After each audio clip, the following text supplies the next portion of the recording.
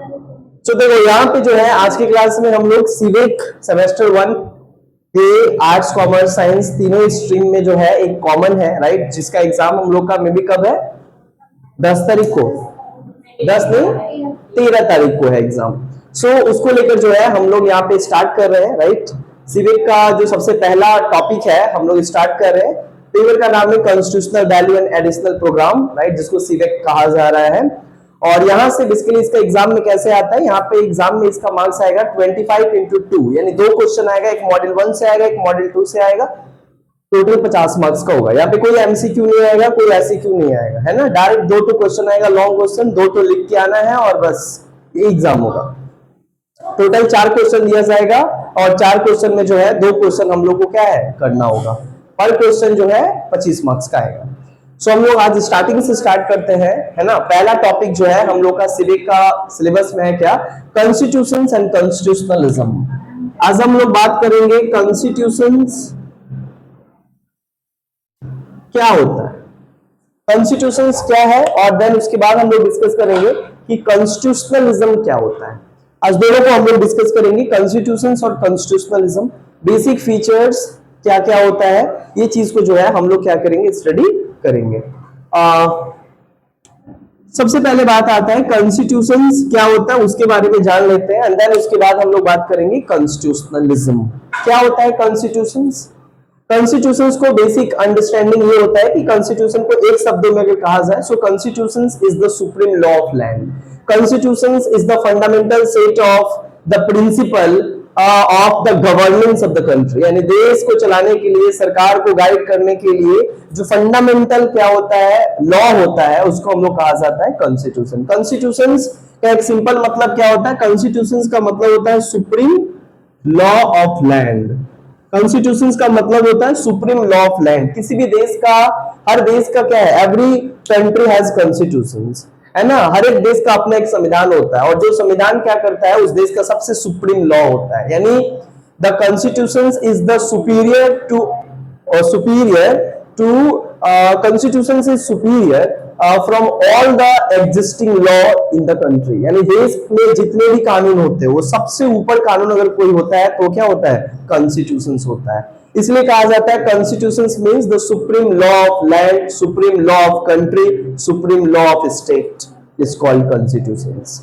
हर देश क्या बनाते हैं, संविधान बनाते हैं अपने देश को क्या करने के लिए, चलाने के लिए। अब बात आता है कि जो कॉन्स्टिट्यूशंस होता है हर देश का होता है, और कॉन्स्टिट्यूशंस का एक मतलब हम लोग समझे सुप्रीम लॉ ऑफ लैंड, यानी इससे बड़ा कानून जो है एक देश में नहीं होता है।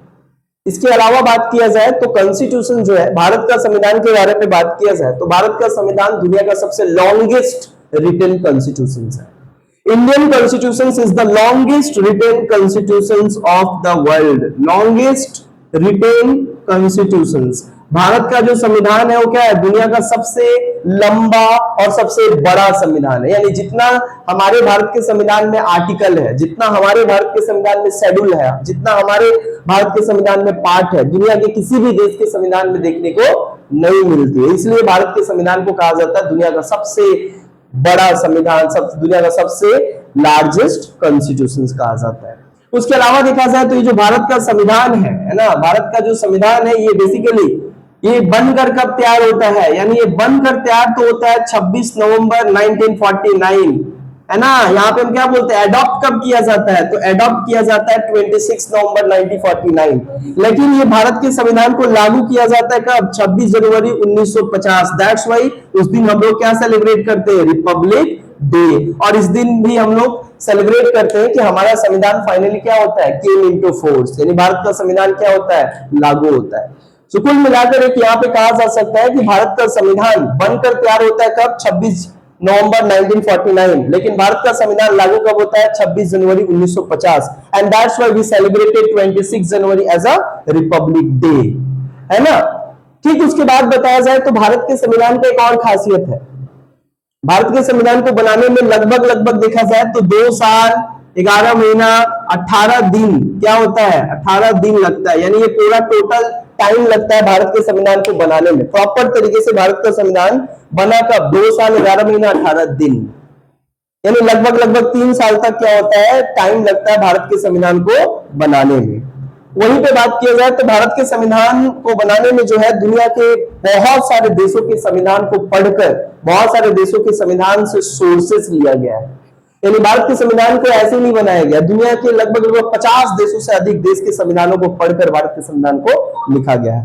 भारत के संविधान को लिखने का जो श्रेय दिया जाता है chief architect of Indian constitution कहा जाता है किनको, B R Ambedkar. Doctor B R Ambedkar को हम लोग क्या कहते हैं, बी आर अम्बेडकर जाने जाते हैं भारत के chief architect of Indian constitution, chief architect of Indian constitution. इनको यहाँ पे फादर ऑफ इंडियन कॉन्स्टिट्यूशन भी कहा जाता है। क्या कहा जाता है, फादर ऑफ इंडियन कॉन्स्टिट्यूशन, यानी भारत के संविधान के पिता भी कहा जाता है किसको, बी आर अम्बेडकर को। क्यों कहा जाता है, क्योंकि वो बी आर अम्बेडकर जो है भारत के संविधान जब बन रहा था तो एक कमेटी बनाया गया ड्राफ्टिंग कमेटी, और उस ड्राफ्टिंग कमेटी का चेयरमैन बनाया गया किसको, बी आर अम्बेडकर को। और इनके कमेटी में 7 मेंबर थे और 7 मेंबर को लीड कर रहे थे डॉक्टर बी आर अम्बेडकर, और उन्होंने ही संविधान को ड्राफ्ट किया, इसलिए इनको कहा जाता है फादर ऑफ इंडियन कॉन्स्टिट्यूशन। इसके अलावा बताया जाए तो जो मेनली संविधान होता है, अब वो संविधान कई तरीके का होता है। अगर देखा जाए तो संविधान कई तरीके का होता है। जैसे हम बताया जाए तो संविधान मेनली 2 तरीके का होता है। कॉन्स्टिट्यूशन जो है वो बेसिकली टाइप अगर देखा जाए तो कॉन्स्टिट्यूशन का 2 तरीके का होता है। एक होता है क्या, एक होता है रिटन कॉन्स्टिट्यूशन, है ना, और एक होता है unwritten constitution. Written and unwritten constitution होता है। रिटन कॉन्स्टिट्यूशन का बेस्ट एग्जांपल कौन है, जैसे अमेरिका हो गया। दुनिया का सबसे पहला रिटन कॉन्स्टिट्यूशन किसके द्वारा लिखा गया, अमेरिका के द्वारा। जैसे भारत भी देख लो तो भारत एक एग्जांपल क्या है, रिटन कॉन्स्टिट्यूशन का।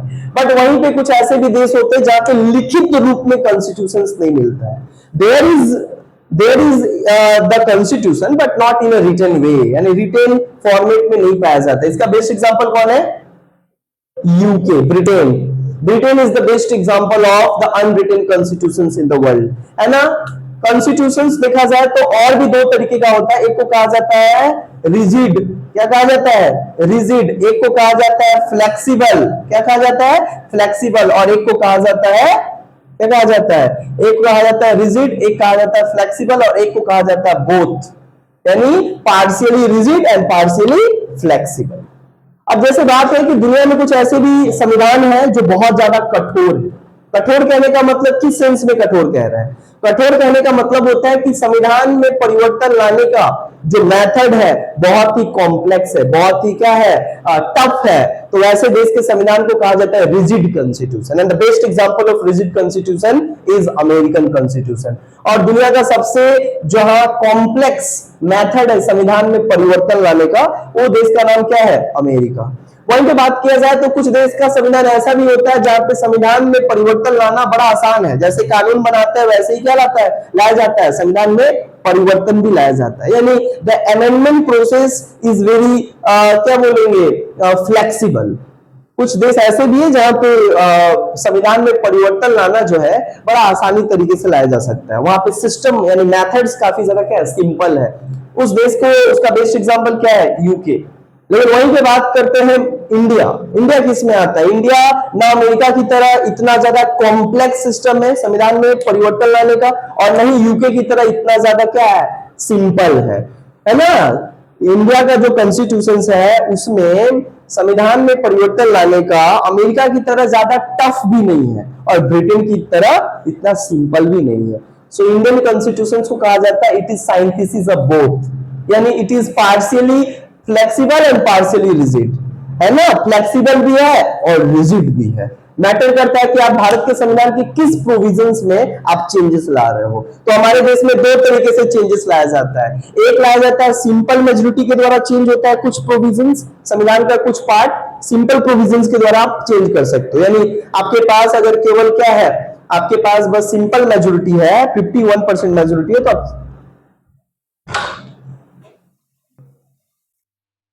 तो सिंपल मेजोरिटी है तो आप क्या कर सकते हो, चेंज कर सकते हो। वहीं पे कुछ ऐसे भी संविधान है दुनिया का जहां पे क्या होता है, अब वहीं पे भारत में कुछ ऐसे भी प्रोविजंस है कॉन्स्टिट्यूशंस में जहां पे सिंपल मेजोरिटी काम नहीं करता, वहां पे स्पेशल मेजोरिटी लगता है, 2/3 मेजोरिटी लगता है। हाँ, तो इस तरीके से हम लोग यहाँ पे देखते हैं कि संविधान 2 तरीके का होता है, को कहते हैं रिजिड, एक को कहते हैं flexible, but India is the best example of rigid flexible both, है ना। यहाँ पे दोनों ही है। यहाँ पे क्या है, सिंपल मेजोरिटी के द्वारा कुछ प्रोविजन चेंज कर सकते हो, लेकिन और ज्यादा प्रोविजन चेंज करना है तो you need special majority. That means यहाँ पे क्या है, फ्लेक्सिबल भी है, रिजिड भी है, तो इसलिए यहाँ पे कहा जाता है it is a synthesis of both, है ना। अब हम बात करते हैं कि जो भारत का संविधान है, संविधान का मतलब तो हम समझे कि क्या होता है। संविधान का मतलब होता है कि एक ऐसा लॉ जो देश का सबसे सर्वोच्च कानून होता है, जिसके सारे सरकार को भी मानना पड़ता है। अच्छा, constitution is equally binding over citizen and government, यानी सरकार को भी संविधान मानना पड़ेगा और एक देश के रहने वाले जो आवाम है, देश के रहने वाले जो जनता है, उनके ऊपर भी संविधान उसी तरीके से लागू होता है जिस तरीके से सरकार को मानना पड़ता है। यानी सरकार को भी संविधान मानकर चलना पड़ता है और आम लोगों को भी संविधान मानकर चलना पड़ता है। यह है कॉन्स्टिट्यूशन। कॉन्स्टिट्यूशन का मतलब क्या होता है, एक देश का सबसे सुप्रीम लॉ, उस लॉ को no one can challenge, no one can authority can challenge, यानी उस देश में ऐसा कोई बॉडी नहीं है जो क्या कर सकता है, संविधान को चैलेंज कर सकता है, यानी संविधान का अगेंस्ट जा सकता है। इसलिए देखो, देश के प्रधानमंत्री को भी कहना पड़ता है कि देश संविधान से चलेगा, ये देश संविधान के द्वारा चलेगा। No one can go against the constitution. Everyone should follow and everyone should obey the constitutions. चाहे वो सरकार हो, चाहे वो सिस्टम हो, चाहे एडमिनिस्ट्रेशन हो, चाहे लोग हो, हर व्यक्ति को मानना पड़ेगा। अब बात आते हैं, थोड़ा समझ जाते हैं कि कॉन्स्टिट्यूशंस का मेन फीचर्स क्या होता है। What were the main principle? What were the main features of the constitutions? In order to understand the proper constitution, अगर तुम प्रॉपर तरीके से कॉन्स्टिट्यूशन को समझना चाहते हो तो कुछ इसका बेसिक फीचर्स भी है जिसको तुमको समझना पड़ेगा, जिससे और अच्छे से समझ में आ जाएगा कि संविधान क्या है। तो फिलहाल यहां तक तो समझ में आया क्या है क्या नहीं संविधान हम लोग के बारे में। अब थोड़ा हम लोग चलते हैं इसके फीचर्स के बारे में कि कॉन्स्टिट्यूशन का बेसिक फीचर्स क्या है। देखो, कॉन्स्टिट्यूशन का कुछ बेसिक फीचर्स है। पहला, सबसे पहला कॉन्स्टिट्यूशन का पहला बेसिक फीचर्स क्या है कि जो संविधान होता है किसी भी देश का, वो क्या होता है, सुप्रीम लॉ ऑफ लैंड होता है। सबसे पहला इसका बेसिक फीचर्स क्या है, all law works under the constitution. क्या बताएं हम, देश में जितने भी कानून है, सारे कानून संविधान के अनुसार होनी चाहिए। अगर कोई भी कानून जो पार्लियामेंट या गवर्नमेंट के द्वारा बनाया जा रहा है, अगर वो संविधान के किसी भी प्रिंसिपल को क्या करता है, मतलब वायलेट करता है या उसको किसी भी तरीके का हार्म करता है, तो वो कानून को क्या किया जाता है, सुप्रीम कोर्ट एबोलाइज कर देता है। सुप्रीम कोर्ट इसको क्या करता है, अनकॉन्स्टिट्यूशनल घोषित कर सकता है। इसको कहा जाता है supreme law of land. Supreme law of land का मतलब होता है जिस देश में कॉन्स्टिट्यूशन होता है वहां पे कॉन्स्टिट्यूशन ही सुप्रीम होता है, वहां पे ना व्यक्ति सुप्रीम होता है ना इंडिविजुअल सुप्रीम होता है, कोई नहीं होता। इसलिए क्या कहा जाता है कि this country is run not by any individual, this country is run by the constitution, है ना। इसलिए बोला जाता है कि भाई देश जो है वो किसी व्यक्ति के द्वारा नहीं चलाया जाएगा, देश चलेगा तो संविधान को मानकर चलेगा, संविधान के अनुसार मानकर चलेगा। यानी व्हाट, यहाँ पे एक ही चीज बताने की कोशिश किया जा रहा है कि constitution is superior than all the law existing in the one country. एक देश में बाकी जितने भी कानून हैं वो सब कानून नीचे काम करेंगे, किसके, कॉन्स्टिट्यूशन के।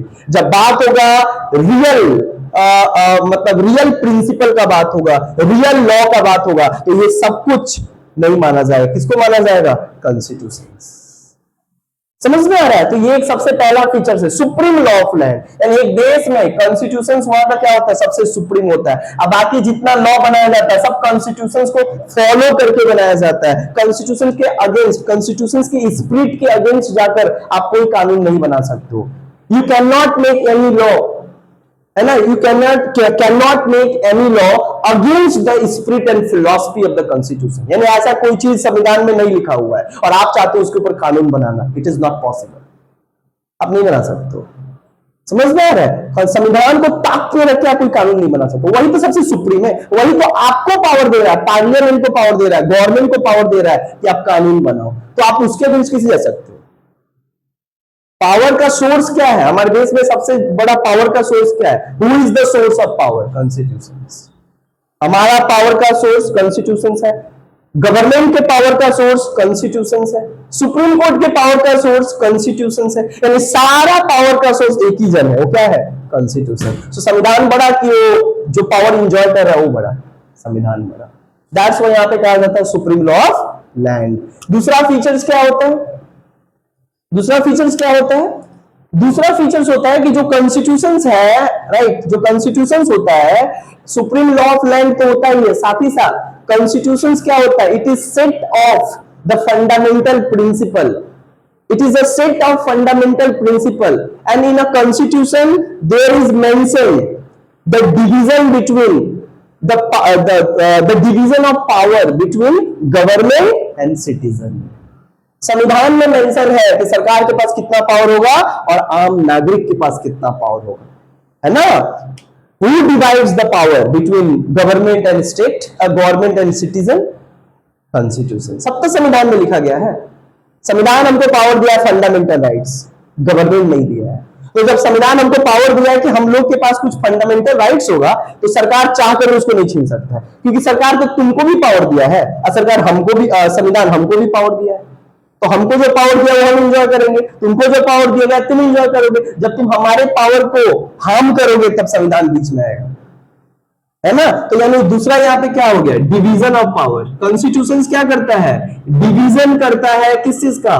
पावर को। किसके बीच? Citizen and government. सरकार और जनता के बीच शक्ति को डिवाइड करता है कॉन्स्टिट्यूशंस।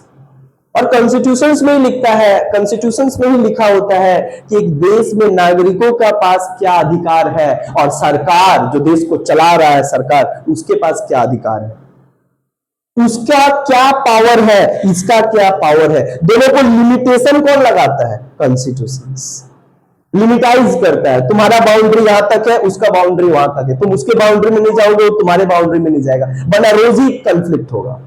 ये तो संविधान बांट दिया है ना, तब ना सब अपना अपना काम कर रहा है। दूसरा के एरिया में जाओगे तो बोलेगा ये मेरा पावर है, मेरा अथॉरिटी है, तुम क्या आओगे, मेरा जुरिडिक्शन है।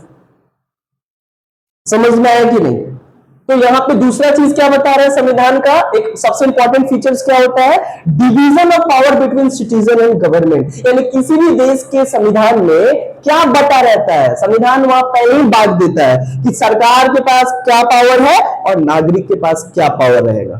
सरकार क्या कर सकता है और नागरिक क्या कर सकता है, और सरकार क्या नहीं कर सकता है और नागरिक क्या नहीं कर सकता है। सब कुछ बड़ा अच्छे से वहां पे लिखा होता है, जिससे कोई कंफ्यूजन क्रिएट ना हो, जिससे सरकार को ऐसा नहीं लगे कि भाई उसको ज्यादा पावर दिया गया। जिसको जो संविधान दे दिया वही हो गया, अब तुम उसको कम नहीं कर सकते हो, बेसी नहीं कर सकते हो, तुम्हारे हाथ में नहीं है। संविधान तो लिखा हुआ 1950 से लिखा हुआ है, 1950 में हमारा संविधान बना भी बताया, और 1950 से चल रहा है, जैसा लिखा हुआ ऐसा चल रहा है। अब कोई कहेगा कि हम संविधान को चेंज कर लेंगे, तो बोला था, तो जो बोला था उत्तर प्रदेश में स्थिति खराब हो गया, है ना? तो वही बात है, you can not go and you can not challenge the constitution. Indira Gandhi भी चैलेंज करने की कोशिश की थी, क्या हुआ? फिर सत्ता परिवर्तन हो गया। कॉन्स्टिट्यूशन से बड़ा कोई नहीं है भाई, वो आपको प्रधानमंत्री बनने का जो प्रोसीजर बताता है और आप बनने के बाद उसी को ताक पे रख देते हो, पॉसिबल नहीं है ना? अच्छा, दूसरा फीचर समझ में आया? Division of power. किसके पावर बांटता है? सिटीजन और गवर्नमेंट। तीसरा क्या है? तीसरा क्या है? तीसरा कॉन्स्टिट्यूशन क्या बताता है? फ्रीडम देता है। कॉन्स्टिट्यूशन क्या करता है? कॉन्स्टिट्यूशन प्रोवाइड्स, क्या प्रोवाइड करता है? Fundamental rights. कॉन्स्टिट्यूशन क्या करता है? नागरिकों को क्या देता है? फंडामेंटल राइट्स देता है। फंडामेंटल राइट्स का मतलब यानी एक देश में रहने वाले जो नागरिक हैं, उन नागरिकों को संविधान क्या करता है? कुछ बेसिक राइट्स और कुछ बेसिक फ्रीडम देता है। और ये कौन देता है? कॉन्स्टिट्यूशन। और देखो हमारा देश के संविधान पार्ट 3 में है ना, फंडामेंटल राइट्स, जो किसको दिया जाता है? नागरिक, और नागरिकों को दिया जाता है, और जिसमें क्या बोला गया है? Government can not take these rights from you. और अगर गवर्नमेंट ऐसा कोशिश भी करता है तो you can go article 32, you have article 226। Article 32 के तहत सुप्रीम कोर्ट जा सकते हो, आर्टिकल 226 के तहत हाई कोर्ट जा सकते हो, और वो क्या करेंगे? तुम्हारे फंडामेंटल राइट्स को प्रोटेक्ट करता है। और यहाँ पे प्रोटेक्शन किसको बना दिया है? प्रोटेक्ट करने, मतलब संविधान को प्रोटेक्ट करेगा, डिफेंड करेगा गवर्नमेंट से, किसको बना दिया है?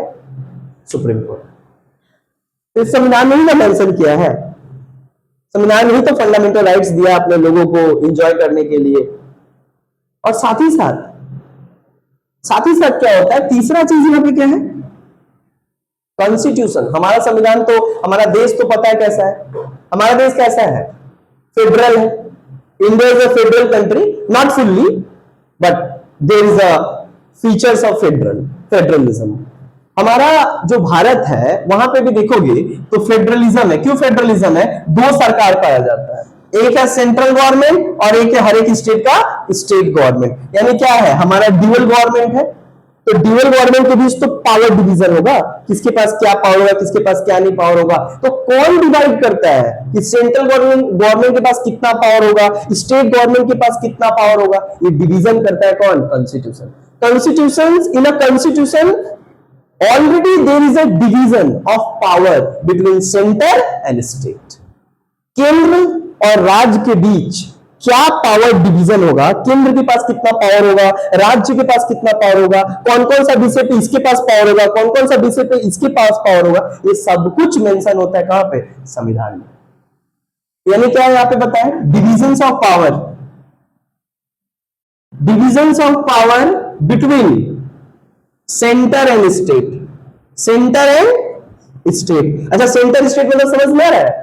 यानी सेंट्रल गवर्नमेंट और स्टेट गवर्नमेंट के बीच, देखो सेंट्रल गवर्नमेंट में भी तो क्या होता है, देश के प्रधानमंत्री हेड होते हैं, और हर एक स्टेट गवर्नमेंट का चीफ मिनिस्टर हेड होता है। यानी India is a federal country, और फेडरल का मतलब क्या होता है? जहां पे दो सरकार होता है, सेंट्रल गवर्नमेंट पूरा देश को संभालता है और स्टेट गवर्नमेंट अपना अपना स्टेट को संभालता है। This is called federal system.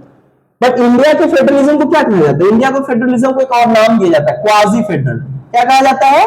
Quasi federal. Quasi federal का मतलब होता है अमेरिका की तरह पूरा फेडरल नहीं है और यूके की तरह पूरा यूनिटेरी भी नहीं है। यूनिटेरी मतलब एक सरकार नहीं है। हम तो यहाँ पे दो सरकार देख सकते हैं ना, अपना ही स्टेट में देखो, है ना। यहाँ पे जो है सरकार किसका है? स्टेट गवर्नमेंट का है, वेस्ट बंगाल गवर्नमेंट है ना। और वेस्ट बंगाल गवर्नमेंट का अपना चीफ मिनिस्टर होता है, अपना लेजिस्लेचर होता है, अपना हाई कोर्ट होता है, और है ना भाई। और सेंट्रल गवर्नमेंट के पास पार्लियामेंट है, प्राइम मिनिस्टर है ना। तो ये जो पावर डिवाइड किया गया है, तो ये डिवीजन किस आधार पे हुआ है? ये संविधान ने तो डिवाइड किया है already. Division of power between centre and state. Central government के पास कितना पावर होगा और स्टेट गवर्नमेंट के पास कितना पावर होगा, ये दोनों को जुरिडिक्शन बांट दिया गया है, एरिया बांट दिया है, किसका के पास कितना कितना पावर है। अब जो सेंटर और स्टेट के बीच जो पावर बांटा गया है, कौन कौन सा पावर बांटा गया? सबसे पहला पावर बांटा गया लेजिस्लेटिव। कौन सा पावर बांटा गया है? लेजिस्लेटिव। अब तुम बोलोगे क्या लेजिस्लेटिव? लेजिस्लेटिव मतलब लॉ मेकिंग पावर बांटा गया है। सेंट्रल गवर्नमेंट के पास पार्लियामेंट है जो पूरे देश के लिए कानून बनाता है, और स्टेट गवर्नमेंट के पास भी बना दिया गया क्या? स्टेट लेजिस्लेचर, जो अपने स्टेट के लिए कानून बना सकता है। That means legislative power division हुआ ना, हुआ कि नहीं? हुआ। इसके अलावा देखा और क्या पावर बांटा जाता है? एग्जीक्यूटिव। एग्जीक्यूटिव को ही कई कई जगह एडमिनिस्ट्रेटिव पावर कहा गया है। तो एग्जीक्यूटिव का मतलब क्या होता है? एग्जीक्यूटिव का मतलब होता है एडमिनिस्ट्रेट करने का। एग्जीक्यूटिव का मतलब होता है लॉ एंड ऑर्डर मेंटेन करने का। So law and order maintain करने का क्या है? सेंट्रल गवर्नमेंट के पास भी क्या है? लॉ एंड ऑर्डर को मेंटेन कैसे करता है central government? Central force, central police के जरिए। जो अभी हमारे पूरे देश में घूम रहा है सीआरपीएफ, कहा है? Central police, central reserve police force, central government का पुलिस है, जो क्या करता है? पूरे देश में लॉ एंड ऑर्डर को क्या करता है? मेंटेन करता है। तो उसके पास है तो एग्जीक्यूटिव पावर, तब ना मेंटेन कर रहा है। और ये सीआरपीएफ को कौन डायरेक्ट रेगुलेट कर रहा है? Direct home minister. और होम मिनिस्टर क्या है? सेंट्रल गवर्नमेंट, है ना। और स्टेट गवर्नमेंट के पास भी एग्जीक्यूटिव है, वेस्ट बंगाल पुलिस। वेस्ट बंगाल में लॉ एंड ऑर्डर मेंटेन कर रहा है, वेस्ट बंगाल को चलाने में सहायता कर रहा है, डे टू डे एक्टिविटी को परफॉर्म करवा रहा है ना। दैट मींस यहां पे हम लोग समझे एग्जीक्यूटिव डिवीजन भी है। राज्य में भी क्या है? राज्य के पास पुलिस है, जिसके द्वारा लॉ एंड ऑर्डर राज्य में मेंटेन करता है ना। और उसके बाद एक और पावर क्या बांटा गया? फाइनेंशियल। कैसे फाइनेंशियल पावर बांटा गया?